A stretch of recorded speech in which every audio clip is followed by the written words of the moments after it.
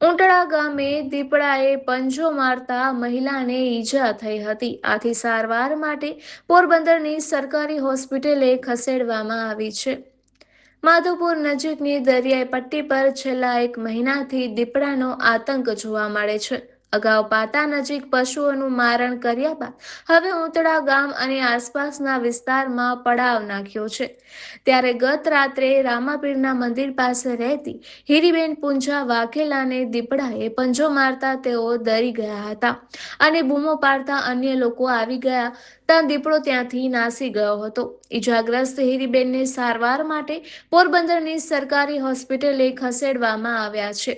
હીરીબેનના પરિવારજનોએ હોસ્પિટલ ખાતે મીડિયાને જણાવ્યું હતું કે તેના વિસ્તારમાં ઘણા સમયથી દીપડાનો આતંક જોવા મળે છે.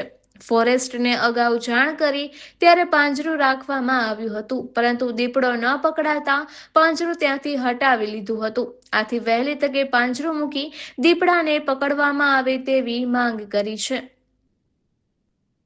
નિપુલ પોપટ, પોરબંદર ટાइम्स। मारू नाम नरेंद्र दास वाघेला है, गाम उंटड़ा। हमारा फई है हीरीबेन पुंजाभाई वाघेला।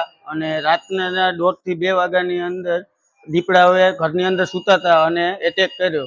બહાર ખુલ્લું રહેવાથી પછી આપાતકાલીન બચાવ ઘરના એ કર્યો।